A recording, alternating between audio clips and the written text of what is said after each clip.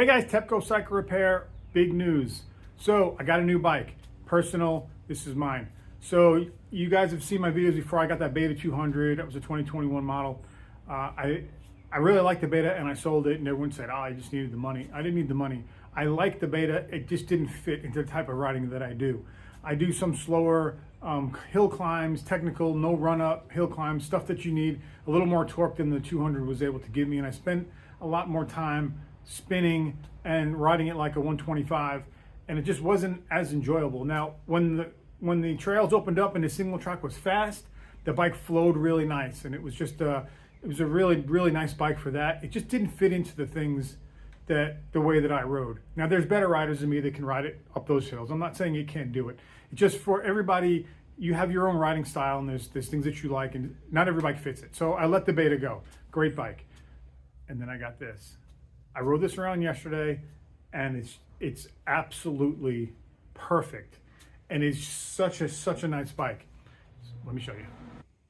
I picked up a 2023 Husqvarna TX300.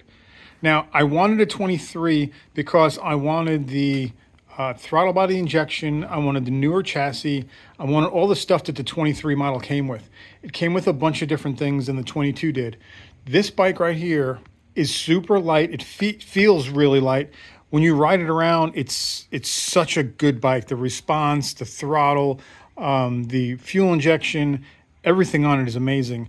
I can't wait to take this thing in some heavy trails and see how it does. But just riding around on my local stuff here that's near my house, low RPM stuff, slow wheelies, it was doing everything just perfect. The balance of it is just right. I really enjoy this bike. So I can't wait to take it out some more. Now, whenever you buy a used bike, you want to go over a bunch of things. And even though this bike only has 49 hours on it, there's a bunch of stuff that I want to check on it and I want to go over because I never trust people before me with bikes. So, like, for one, I know he's using 93 octane with Dominator at like 60 to 1, but I don't know how long that fuel's been in there. So that's all going to come out, and I'm going to put my fresh stuff in there. I'm going to go over the front axle, make sure that my front axle and the forks are relaxed, because he did change a fork seal on this, and that's usually, it could be from, damage and those kind of things and other reasons, dirt and all that kind of debris, but it can also be from the forks being pinched together. So we're going to make sure that's good. I'm going to go ahead with the throttle body. I'm going to make sure the throttle position sensor is set correctly. So I'm going to use my throttle position sensor tool. We're going to plug that in, check that out. I'm going to make sure the power valve is reset, because that's something you should be doing anyway. The chain and sprockets are not in that good a shape, and this is a non-O-ring, and this thing is kind of way too worn out. I don't know why you'd put a non-O-ring on a 300, but so I got new chain sprockets coming. I'm going to change that out. And then your tires and stuff, you got to put on what you like. This one is the Geomax AT81. This is a good tire.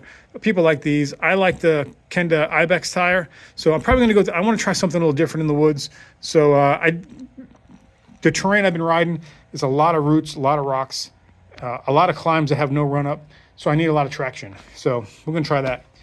Air filter is clean. Everything is good there. Now the suspension, I'm going to set the sag. Make sure I'm going to set the sag. I like sag being set to about 110 millimeters. So I'm going to use my slacker tool for that. Makes it super easy. If you don't have one, go in my description and pick one up. They make the whole job super simple. Set the forks, air forks here. I'm going to set those to 124 PSI, and that should be fine for what I'm doing. But this bike just feels so freaking nice. Like, it is just riding around like a half hour yesterday, just goofing around the yard. I was just like, man, this is it right here. It feels super comfortable, it feels right. So I'm looking forward to getting this thing in the trails. If you guys want to see some of the work I do to it, I'm not going to do any engine work. I'm just talking about just checking everything and making sure everything is good, setting it up and tuning and all that kind of stuff. So I'm going to go through all that. But make sure you guys check out some of my videos. Now, I want to do some trail videos for you guys, but I'm not sure the best settings and everything on the camera. I've done some pro session shots from my helmet on a chin clamp, and when I watch it, it's hard because it's like going through. I don't know. Maybe you guys will like it. I'll put some of those up. But anyway, yeah, I am super excited about this bike. Everything seems really good on it. It's a low hour bike. I'm really happy I got this one. So time to get it together. Anyway, guys, hopefully you like this introduction to my the new bike here, and I can't wait to get it into the trails. Yeah, I'm missing that little cover. I got to get that too. Everything looks really good. Great shape bike.